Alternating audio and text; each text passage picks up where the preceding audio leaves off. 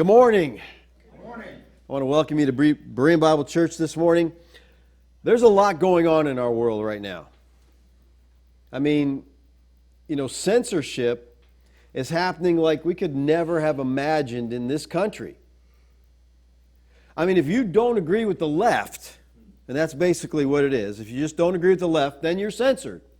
Because the left owns everything. They have all the media, the social media. The First Amendment is literally being trampled and destroyed because the government is working with the social media companies and the media to just destroy our First Amendment. When people who were blocked and being censored on social media, they decided to create and move to a new platform. Parler. And I moved to Parler. A lot of people on Parler. Guess what? Amazon owns the servers that Parler was on. So Amazon shut them down. With all the censorship that's happening right now and the mask wearing, I often feel like I'm in China. That's what it seems like. We've become a communist country. Right now, people, there's military buildups going around the country. There's 25 to 30,000 troops in D.C. They put up fences, they put up barbed wire, they got tents all over the place. I'm like, I don't know what they're expecting. It's a virtual inauguration. But I don't know, they're not virtual troops either. They're real. Okay, and they got guns. We have 3 days until the presidential inauguration. How you feeling? Good. Thinking about a Biden or probably more likely Harris presidency makes me a little sick to my stomach. When I hear the things they're planning, as soon as they get in, you can't help but, we've had it really good in this country. We've had a lot of freedoms, a lot of blessings. I really don't believe there's going to be a Biden-Harris presidency. I really believe Trump's going to be our president for the next 4 years. But what if he's not? What if we end up with Biden-Harris? Look at what David said when he was afraid. In Psalm 56, 3 and 4, he says, "When I am afraid, I put my trust in you." Now people say, well, Christians shouldn't be afraid. Listen, we get afraid. Things happen and we I don't want that to happen. I know God's sovereign. I still don't want some things to happen. I don't like them, okay? You just have to bow to him. But David said, when I was afraid, I trust in you, in God, whose word I praise, in God I trust. I shall not be afraid. What can flesh do to me? This is David the giant killer. Fearlessly marched out there as a young boy when everyone was hiding behind, the wall because they were afraid of Goliath. Last week we saw in 1 Samuel 21 that David had his moments, okay? He was afraid of the king of Gath, and so what did he do? He pretended like he was crazy, and he started scribbling on the wall and drooling on himself because fear was controlling him. Anxiety took over. He was afraid, and in the midst of his fear, he had to say, I need to trust God. And David said, in God I have put my trust, I will not fear. So he's literally debating with himself, I don't need to be afraid, I can trust God. He's making a choice. David's declaration in the 23rd Psalm is, I will fear no evil. That's equivalent to, I will trust the Lord in the face of evil. I'll put my trust in Him. I have set Yahweh always before me. Because He is at my right hand, I shall not be shaken. To set Yahweh before you is to recognize His presence and His constant help. But this is something, people, we have to choose to do. Yahweh is always with us. He has said, I will never leave you nor forsake you. There's no question of His presence with us, but we need to recognize His presence. We must set Him always before us. We must choose whether or not we're going to believe His promises of constant protection and care, or we're not going to. Trusting Yahweh is a matter of the will. You must choose to trust Him.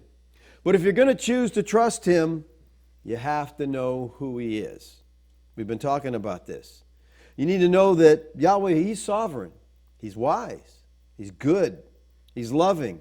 And once you have the knowledge of Yahweh, then you have to make a choice whether you're going to believe it, you're going to trust Him, or you're going to follow your feelings. See, in the midst of adversity, we need to make a choice. Will I trust Yahweh or allow my feelings to cause me anxiety and grief? John Newton, the author of the hymn Amazing Grace, he watched cancer slowly and painfully kill his wife over a period of many months.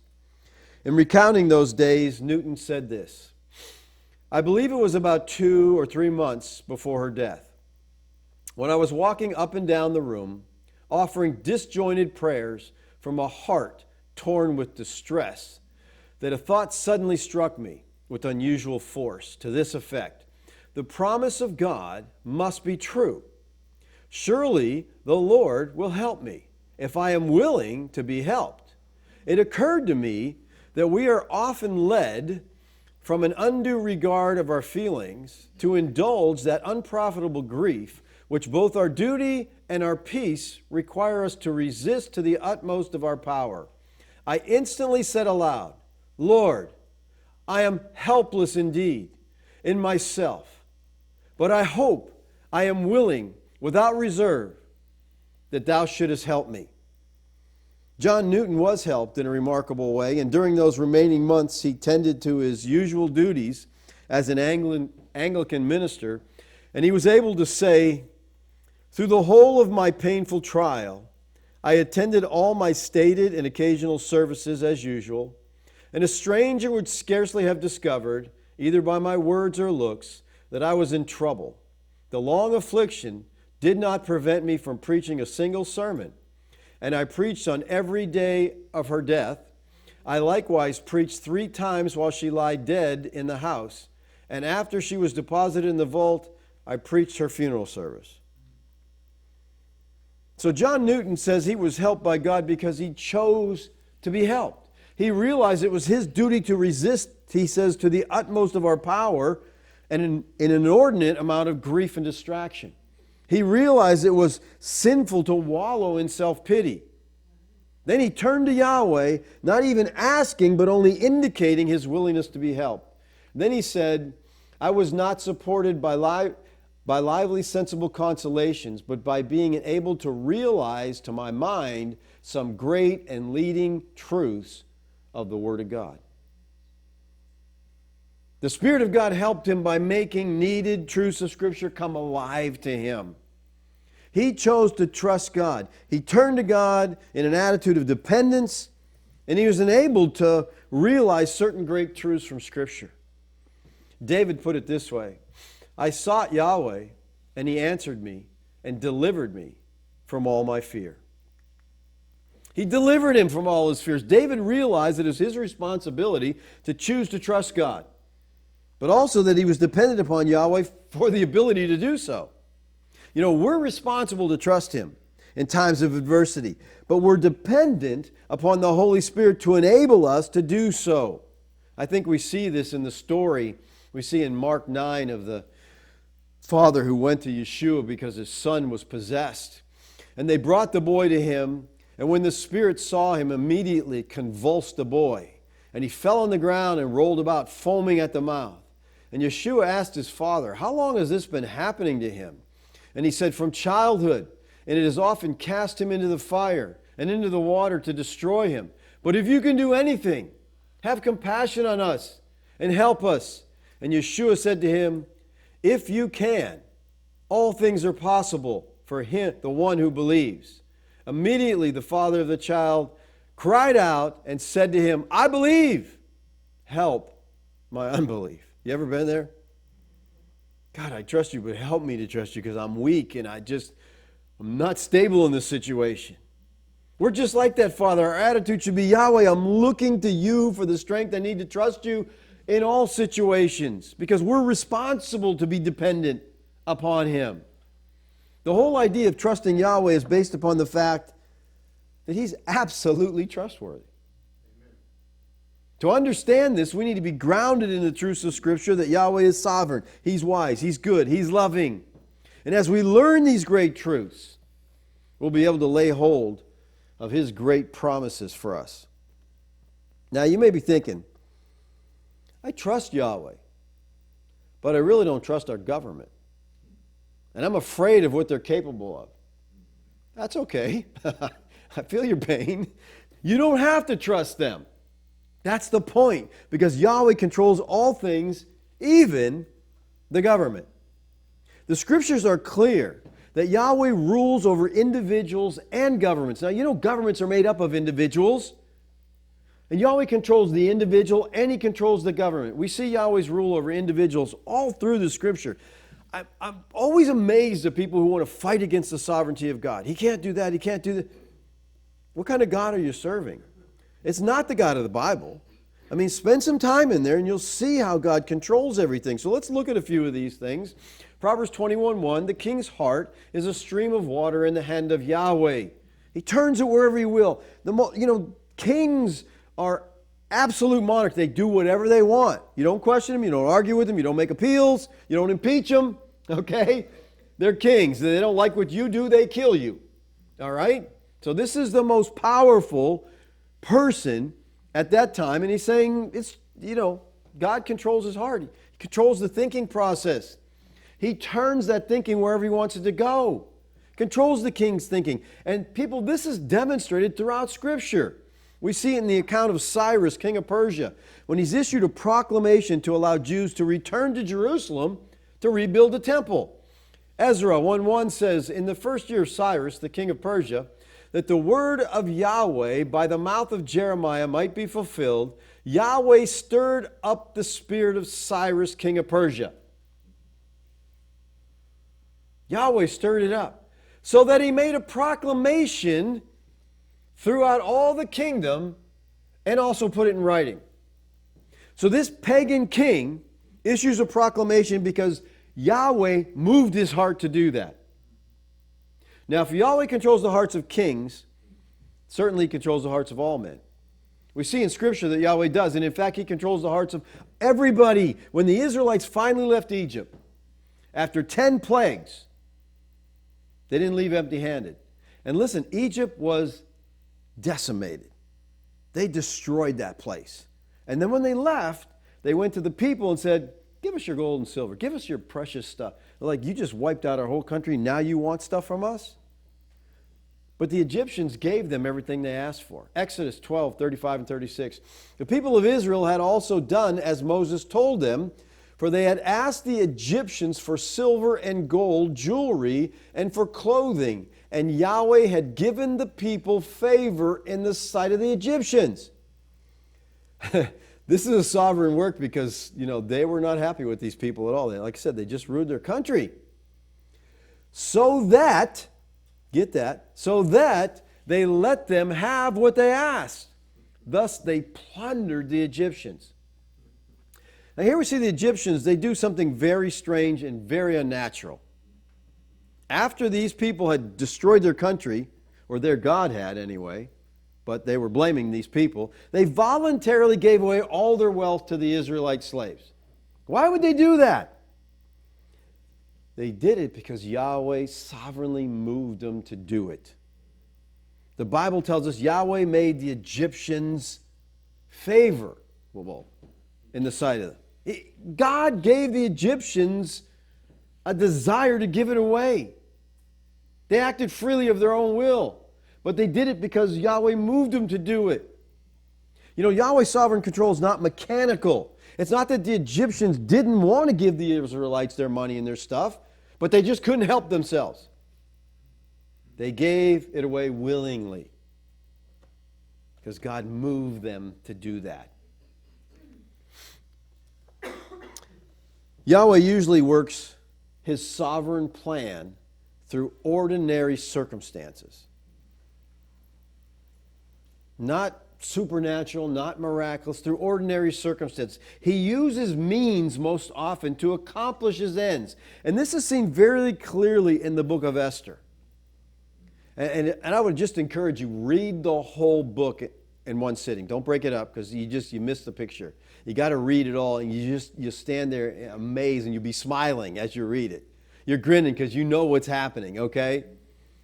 As you read Esther, you see the hand of God in every circumstances. He was sovereignly at work through ordinary circumstances in the time of Esther, as he was through the miracles in the time of Moses. The book of Esther is set during the era when the Persians had ruled Judah in the reign of King Xerxes. The Hebrew is Ahasuerus. The interesting thing about this book never mentions God. The Jews became subject of the Persian Empire when Cyrus the Great, who was the king of Media and Persia, conquered Babylon in 539 BC, because Babylon had taken over Judah earlier. And many were deported to Babylon as captives, and they remained there. The NIV Cultural Background Study Bible, which I highly recommend, it's excellent if you want to get some background to the Bible as you're reading. It says this: not only is Esther the only biblical book that contains no reference to God, the only book in the Bible, it also contains no prayers, sacrifices, or any other religious observance. To say that this absence is unusual would be an understatement. Almost all ancient Near Eastern literature is permeated with religious language. The lack of religious reference in the book of Esther is highly remarkable and almost certainly intentional. Perhaps there is some deliberate irony intended, for God seems to lurk everywhere in the background of this book. It is the unlikely coincidence and remarkable deliverance that make this story so entertaining. It is entertaining, like I said, and it's just, you read it, you got to grin. Let's look at the book of Esther and see how God sovereignly moves to protect His people. And that's what I want you to understand here. These Jews, they're His people. He protects them. Esther's the story of an orphan Jewish girl who became queen of Persia and delivered her people with the help of her faithful uncle. The narrative itself teaches the story without mentioning Yahweh or Elohim or giving any prophetic explanations. Now, in the days of Ahasuerus, the Ahasuerus who reigned from India to Ethiopia, over 127 provinces. Now, Ahasuerus is better known by his Greek name, Xerxes I.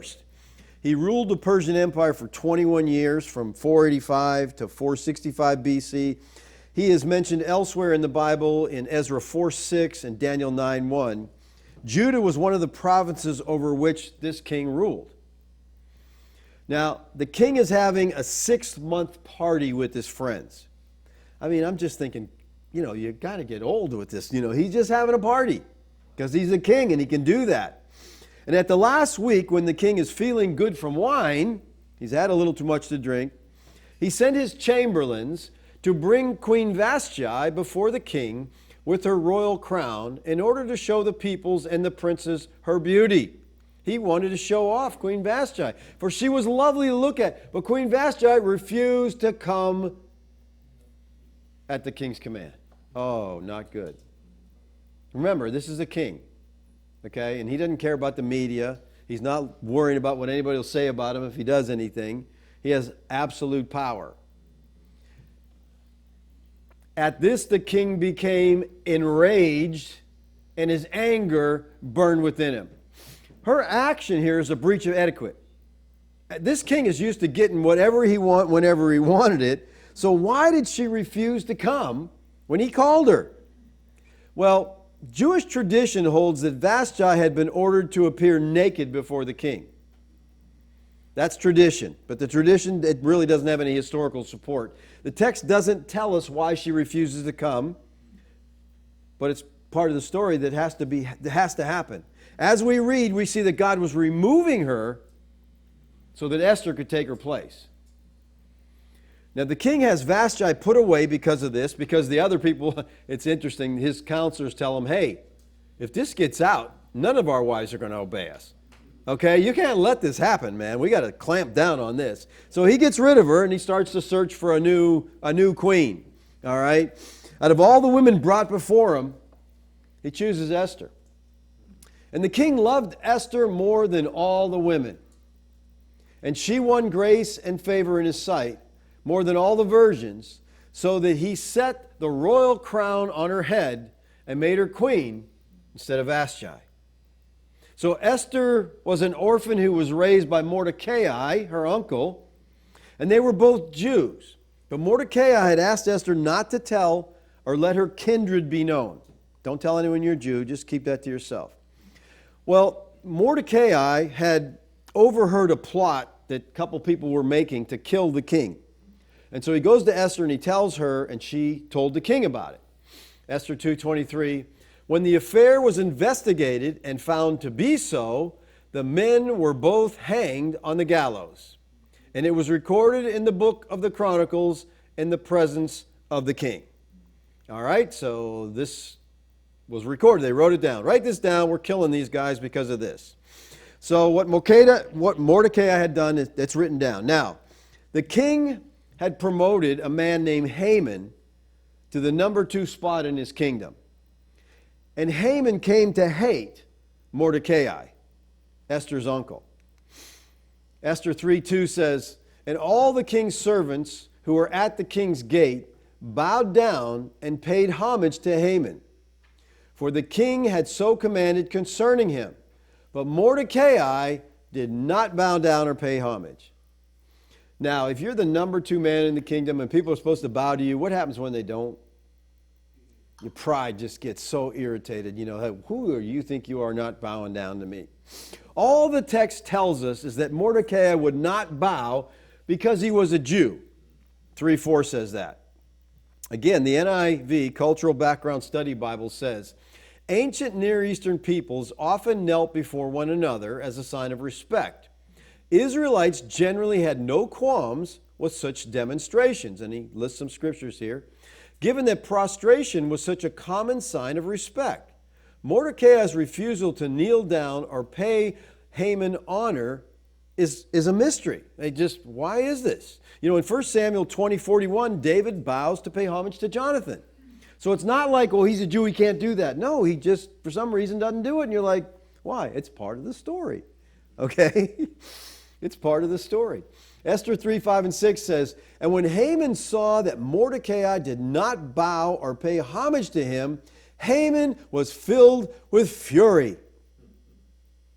Yes, I bet he was. But he disdained to lay hands on Mordecai alone. So as they had made known to him the people of Mordecai, Haman sought to destroy all the Jews, the people of Mordecai, throughout the whole kingdom of Ahasuerus. So he wants to destroy them all. You won't bow, you're a Jew, I'll kill all Jews. He wants his revenge, but he doesn't want to make it look like it's personal. So I'll kill all the Jews instead. Well, that's a great plan. So we begin to plot this scheme to get rid of all the Jews. So Haman goes to the king with a plan to destroy all the Jews in the kingdom because they don't obey his laws. And the king agrees to the plan, and the letters are signed and sent throughout the kingdom. We're going to kill all the Jews on this certain date. Letters were sent by couriers to all the king's provinces with instructions to destroy, to kill, to annihilate all Jews, young and old, women and children, in one day, the 13th day of the 12th month, which is the month Adar, and to plunder their goods. All right, this is the king's plan, to kill, to annihilate all the Jews. Now, God could have supernaturally stopped this murderous plot. Could have had Haman drop dead on his way in to make the plot. He could have, but he didn't.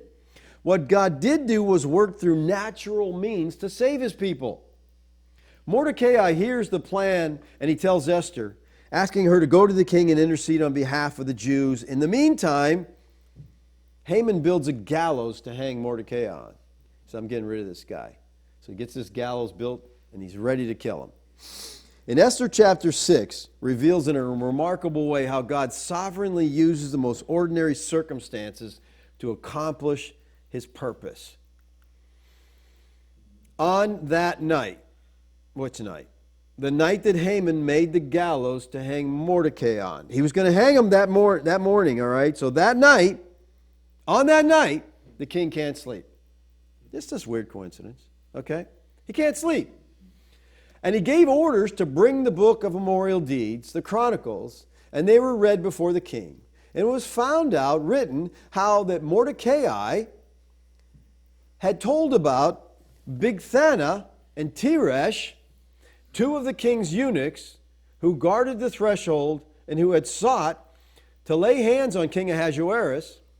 And the king said, "What honor or distinction has been bestowed on Mordecai for this?" And the king's young men who attended him said, "Nothing has been done for him." So just a coincidence that the king can't sleep that night, okay? And it's just a coincidence that he asked, "Bring the book of the Chronicles and read to me." Maybe he felt that'd be so boring, I'll fall right to sleep, okay? Why didn't he ask, "Bring some musicians in here and play some soft, soothing music. Help me sleep"? Was it just an accident that the reader happened to read from the particular section of the book where Mordecai's actions are recorded? I mean, a lot of coincidences here. Was it just a coincidence that happened on the very night that Mordecai had built these gallows, was going to hang him on? Haman had built the gallows to hang Mordecai on. It's the same time. Why had not Mordecai been rewarded before this? How come they just ignored it when it happened, didn't do anything for him? Let's read on. And the king said, "Who is in the court?" Now Haman had just entered the outer court of the king's palace to speak to the king about having Mordecai hanged on a gallows that he had prepared for him. I love, this is just so cool, people, okay? He's coming in because, can I get Haman? Can I hang the guy? And the young men told him, "Haman is there, standing in the court." And the king said, "Let him come in." So Haman came in. All right, remember he's there because he wants to have Mordecai hung on the gallows. And the king said to him, "What should be done to the man whom the king delights to honor?" And Haman said to himself, "Well, who would the king delight to honor more than me?" He has no problem with low self-esteem or anything, you know. And Haman said to the king, "For the man whom the king delights to honor, let the royal robes be brought, which the king has worn, and the horse that the king has ridden, and on whose head a royal crown is set. And let the robes and the horses be handed over to one who has the king's most noble officials. Let them dress the man whom the king delights to honor, and let them lead him on the horse through the square of the city, proclaiming before him, 'Thus shall it be done to the man whom the king delights to honor.'" Then the king said to Haman, "Hurry, take the robes and the horse as you have said, and do so to Mordecai the Jew, who sits at the king's gate." Can you imagine what Haman felt like at that moment? I mean, yeah, talk about he says, "Leave out nothing that you mentioned." So Haman took the robes and the horse, and he dressed Mordecai and led him.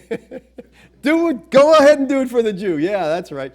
He led him to the square of the city, proclaiming before him, "Thus shall it be done to the man whom the king delights on." He's proclaiming this as he, I can't even fathom how this guy must have felt. Why did Haman show up at that moment to ask the king's permission to hang Mordecai? He just heard about what Mordecai had done for him, and at that moment he shows up. The answers to all these questions was that God was sovereignly orchestrating the events of that night to save his people.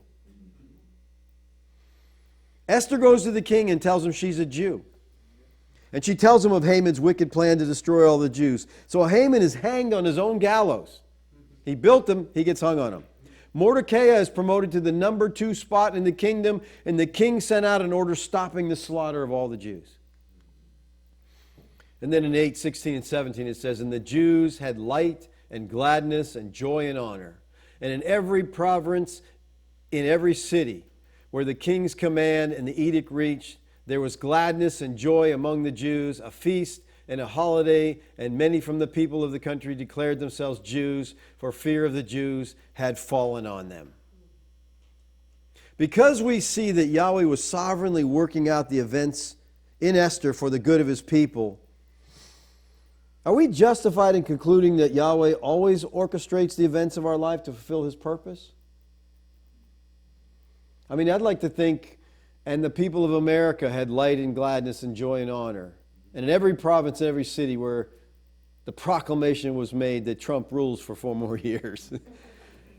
But are we right to think that? Well, listen, God is always in control. We know that, Romans 8:28. We know that for those who love God, all things work together for good to those who are called according to His purpose. The sovereign God is in control of all events that happen in our lives. That should give us tremendous comfort when we understand the very powerful truth that He loves us.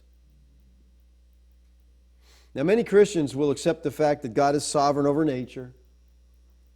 It's, kind of impersonal. He can do that. Sovereign over circumstances, but many people reject the sovereignty of God over decisions and actions of people. Believer, if God's not sovereign in the decisions and actions of other people as they affect us, there's a whole major area of our lives where we can't trust God. Where we are left to fend for ourselves. But the Scripture clearly teaches that Yahweh is sovereign over the people and He moves them to accomplish His purpose. The rulers in Babylon granted Daniel's request because God moved their hearts. Daniel 1, 8 and 9. And Daniel resolved that he would not defile himself with the king's food. They're captives. They're brought in the land. They come before him with this food. Here's the food you're going to eat. And he says, I can't eat that. Or with the wine that they drank. Therefore, he asked the chief of the eunuchs to allow him not to defile himself. And God gave Daniel favor and compassion in the sight of the chief of the eunuchs. Why did the eunuchs agree to this? Because God gave them favor. He brought Daniel into favor with them so they would grant the request. So Yahweh gives us favor with our enemies. I think this is clearly demonstrated in Proverbs 16:7. When a man's ways please Yahweh, He makes even his enemies to be at peace with him. I love this verse. I love this. This verse is telling us, people, the only person you have to worry about pleasing is Yahweh. You don't have to bow down and try to please all these people, to get in their favor. You have to please Yahweh. You have to do what He has called you to do. You have to be the person He's called you to be. And He will make even your enemies to be at peace with you. Yahweh makes our enemies at peace because He changes their hearts. He also restrains people from decisions or actions that would hurt us. Remember, Abraham lied about his wife Sarah? So he says, tell him you're my sister. Okay?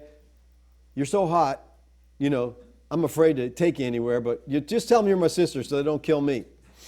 Well, as a result, Abimelech took Sarah to be his wife. He's king. Kings do that. They do whatever they want, okay? But God keeps Abimelech from touching her. All right? Genesis 20, verse 6. Then God said to him in the dream, yes, I know that you have done this in the integrity of your heart, and it was I who kept you from sinning against me. Therefore, I did not let you touch her. What was it that Abimelech tried to sleep with Sarah, but some mysteriously power held him back? He's like, I can't get in the room. What is wrong with, what's going on here? No. He was physically able to do what he wanted to do. Abimelech had no consciousness that the Lord was restraining him, but he was. Yahweh moved in the hearts of His people to accomplish His will. And our first response to this truth should be one of trust. Because our careers, our destiny, are in His hands. Not the hands of bosses, not the hands of commanding officers or politicians, thank God, or professors or coaches and all other people who, humanly speaking, are in a position to affect our futures. No one can harm or jeopardize our future apart from the sovereign will of Yahweh. Amen. So we can trust our future to Him completely.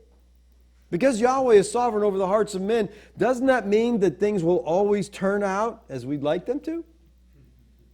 No. No, not at all. All things work together for good, but we may not like how they turn out. Okay?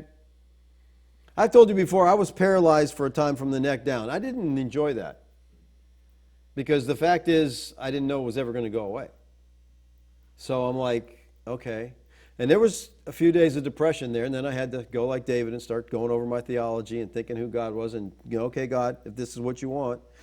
God was trying to get my attention, all right? And when I realized it, I said, okay, I'll do what you want me to do. I got the point.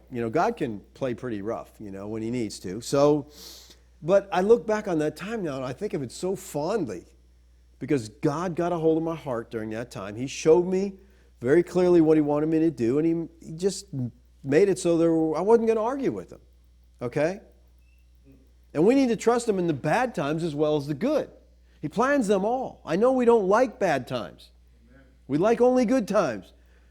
But he works through us, through our lives in bad times. Now, in Acts 12, we read about two apostles, James and Peter. They had very different events happen to them. James is put to death, and Peter is miraculously set free from prison. Two apostles. Put yourself in the shoes of James's wife and then Peter's. One is grieving over the murder of her husband. The other rejoices over the miraculous deliverance of hers. Peter's wife rejoices over the sovereignty of God. But what does James' wife do? Was God any less sovereign in the death of James than he was in the deliverance of Peter? Is our God sovereign only in the good circumstances of our life? No, God is in control of both good and bad circumstances. He's in control of the bad circumstances, directing them to his glory and our good. You say, I don't understand it. You're not God. Don't try. Just accept that he's God. He's a lot smarter, a lot bigger than we are. James' wife must trust God and in his sovereign control over her life and the death of her husband. In the midst of her heartache and grief, she may respond with, Yahweh, I know you were in control of this dreadful event. I don't know why you allowed this to happen. Help me to trust you. We honor Yahweh by choosing to trust him when we don't understand what he's doing. When everything's going our way, I say, God, I really trust you. He's like, no kidding. You got everything you want. Everything's going good. When your world falls apart and you stand there and you say, though he slay me, yet will I trust in him. That brings glory and honor to God, okay? He's not only sovereign over individuals. He is sovereign over the nations. Who controls them? What the things they're doing, the wars that are happening. The governing authorities are not puppets with no will of their own. They make choices. They do exactly what they want to do, but in doing them, they carry out the sovereign will of God. In Acts 2, 27, 28, for truly in this city they were gathered together against your holy servant Yeshua, whom you anointed, both Herod and Pontius Pilate, along with the Gentiles and the people of Israel, to do whatever your hand and your plan had predestined to take place. Herod and Pilate, the Jews, the Romans, they did exactly what God wanted them to do. They put his son to death. That was the plan. John Newton, again, writes this. The kings of the earth are continually disturbing the world with their schemes of ambition. They expect to carry everything before them and have seldom a higher end in view than the gratification of their own passions. Wow. He sure understood kings and rulers, didn't he? But in all they do, they are but servants of this great King and Lord, and fulfill his purposes as the instruments he employs to inflict prescribed punishment upon transgressors against him, or to open a way for the spread of his gospel. They had one thing in view. He had another. We know that Yahweh rules over all authorities because the Bible tells us he does. And thus we see the events reported in our news feed as the sovereign outworkings of our great God. And no matter what happens to our nation, we can trust God. I think we're on the brink right now as a nation, going in two very different directions. If Trump is put in office, I think you're going to see amazing things. We're going to be blessed beyond measure. But if it goes the other way, we're going to face tribulation and trials like they make it they don't try to hide the fact that they hate Christians. Okay? They don't try to hide that fact at all. And when you got the media on your side and the government working together, they can do whatever they want to do within God's sovereign control, okay? God appoints the good and the powerful rulers as well as the weak and the foolish rulers. God appoints the Bill Clintons and the Obamas just as well as the Ronald Reagans and the Donald Trumps. Daniel 4:17. The sentence is by the decree of the watchers, the decision by the word of the holy ones, to the end that the living may know that the Most High rules the kingdom of men. You got that. He rules in the kingdom of men. Watch, and he gives it to whom he will, and he sets over it the lowest of men. Wow. He not only determines who will rule, he determines the time of their ruling. Isaiah 40:23 and 24 says, who brings princes to nothing and makes the rulers of the earth as emptiness? Scarcely are they planted, scarcely sown, scarcely has their stem taken root in the earth, when he blows on them and they wither, and the tempest carries them off like stubble. He not only determines who governs and how long they govern, he rules in the decisions that they make. Proverbs 16:33, the lot is cast into the lap, but every decision is from Yahweh. The sovereign God controls the decisions of our authorities for his glory, for our good. Even their bad, stupid decisions are under God's control. Absalom chose to follow Hushai's bad advice against Ahithophel's good advice. Why? Because God wanted him to. And Absalom and all the men of Israel said, the counsel of Hushai, the Archite, is better than the counsel of Ahithophel. Why did they do that? For Yahweh had ordained to defeat the good counsel of Ahithophel, so that Yahweh might bring them upon Absalom. Absalom disregarded the good advice because Yahweh caused him to do so. A fatal choice in his life. Yahweh works in the hearts and the minds of the rulers and the authorities to accomplish his sovereign purpose. And we need to learn to trust God is working in and through our authorities. Scripture also teaches that Yahweh rules in the victories and defeats between nations on the battlefield. The horse is made ready for the day of battle, but victory belongs to Yahweh. That's where the strength is. 1 Kings 20:28. And a man of God came near and said to the king of Israel, thus says Yahweh, because the Syrians have said, Yahweh is the God of the hills, he is not the God of the valleys, therefore I will give all this great multitude into your hand, and you shall know that I am Yahweh. So they said, oh, their gods were territorial. Oh, that God is the hills, we'll fight in the valleys, we'll win. Because the God can't come in the valleys. And God says, you got me confused with the other gods. I'm ruling the whole world, okay? Therefore, I'll give all this great multitude into your hands. 1 Kings 20:28 and 29. And they encamped opposite one another 7 days. And on the seventh day, the battle was joined. And the people of Israel struck down of the Syrians 100,000 foot soldiers in one day. Why? Because God said, I'm going to let you win. The battle's yours. You know, God, sometimes Israel won battles, sometimes they lost them, depending on, where they were at. When I'm reading through the Kings and the Chronicles, I guess I get a little upset because I see Yahweh giving David battle plans. No, go around this way, set an ambush here, and I'm thinking, how cool would that have been? I mean, how would you feel as going into battle knowing that God's telling you what to do and how to do it? Oh, sometimes I wish he'd just speak to me like that. 2 Kings 5:1. Naaman, commander of the army of the king of Syria, was a great man with his master in high favor, because by him Yahweh had given victory to Syria. Interesting, a pagan general, but God had given him victory. Had given victory to Syria. He was a mighty man of valor, but he is a leper. So here's this leper, Naaman, a pagan man, and it says, by him Yahweh had given victory to Syria. God controls what's happening. 2 Chronicles 13, 14 through 16. And when Judah looked, behold, the battle was in front and behind. And they cried to Yahweh.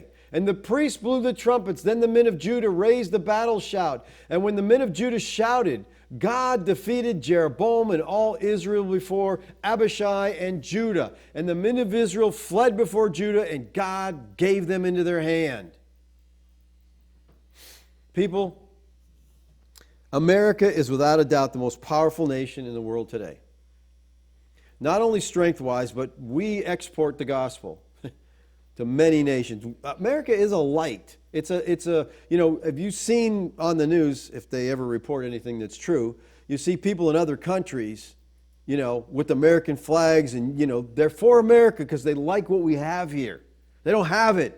And they're like, yes, America, it's just such a beacon. It's a light. But we're not to trust in our nation's military. We're not to trust in the strength we have here as an army. Our trust is to be in Yahweh. Psalm 20, verse 7, some trust in chariots, some in horses. We will trust in the name of Yahweh our God. America's great because Yahweh, using President Trump, made it great. And if we continue to seek His face and turn to Him, I think He'll keep America great. That's my prayer. That's my hope. I look at our government and I think it is so sick. It is so corrupt. Destroy it, Lord. Wipe it out. I'm constantly praying imprecatory prayers. Wipe these people out, Lord.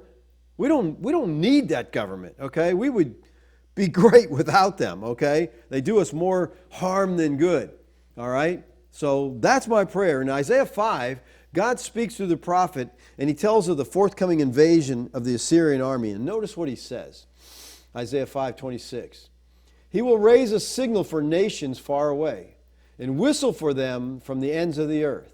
And behold, quickly, speedily they come. None is weary, none stumbles, none slumbers nor sleeps. Not a waistband is loose, not a sandal strap broken. In this last statement, we see the absoluteness of God's sovereignty. It covers every detail. Nothing's left to chance. Yahweh says that even a strap on their sandals won't be broken. Why is that important? If you don't have good footing, you can't fight. God said, don't worry, your sandals are not going to break. You go right ahead. Believers, if we understand Yahweh's sovereignty, we can trust Him in the midst of the worst possible circumstances. Could our country be turned over to a Biden-Harris presidency? Maybe. It could if the deep state has its way. But if it does, it's the sovereign control of God that made that happen. And it's not the conniving, cheating acts of communist Democrats. God's behind it. That's what He wants. The communist Democrats who are in bed with China may plan to destroy the United States of America. They want to. But apart from the sovereign will of Yahweh, they can't do anything. They can't do anything.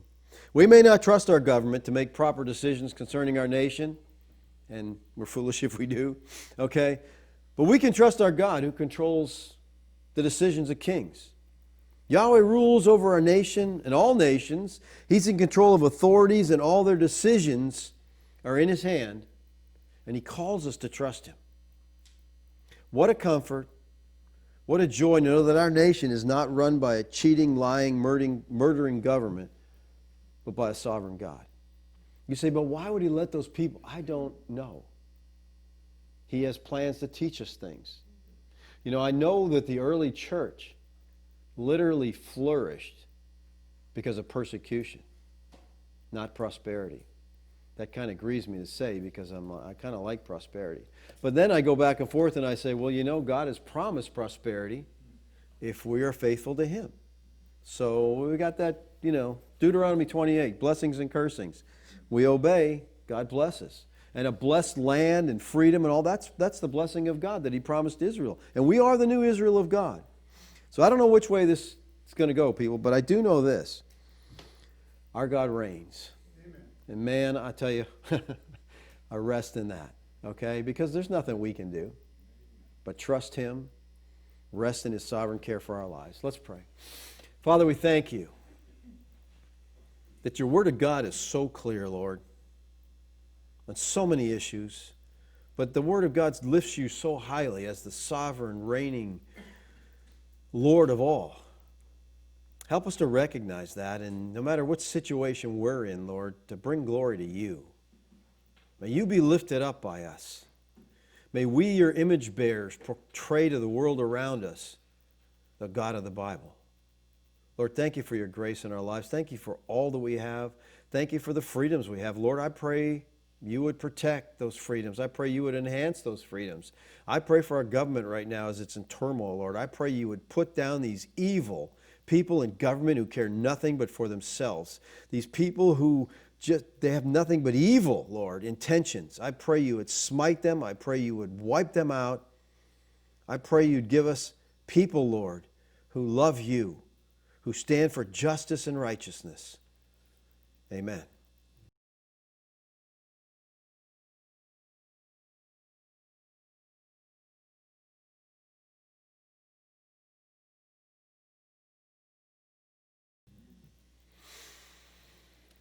Questions?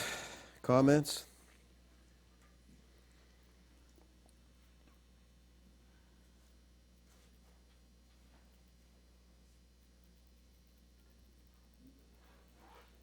Okay. Well, you touched on it,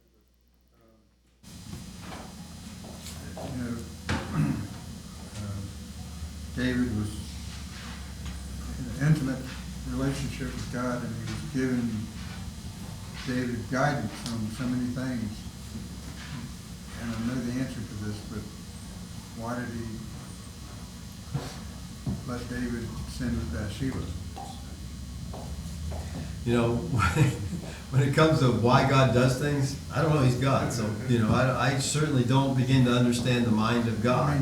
But David definitely was humbled through the whole experience. And God judged him. And we look at that story now and we say, "You think you can sin and get away with it?" He told David, "Fourfold out of your own household." I mean, you look at what happened to David after that because of his sin, and it should kind of make us take a step back and tremble a little bit, okay? Fourfold out of your own household. And that's exactly what happened. Because of his sin. Why does God let anyone sin? He could prevent any of us from sinning, but this is his plan. And, I think we go through a lot of difficult times to help us to understand who he is, and providence has a way of teaching us. Well, we submit to it. Through Bathsheba came Solomon. So Solomon, they say he was so smart. I don't see that. How dumb are you to have 1,000 wives? Okay? Who led his heart away from God. And that's the thing. The Bible said that. Don't multiply horses, don't multiply wives. He didn't listen to it. His wives led his heart away. It's sad. But again, these stories show us, ever the grace of God go on. Well, you got the wisest man in the world, so how else can anybody else think they could do the same or better? Amen.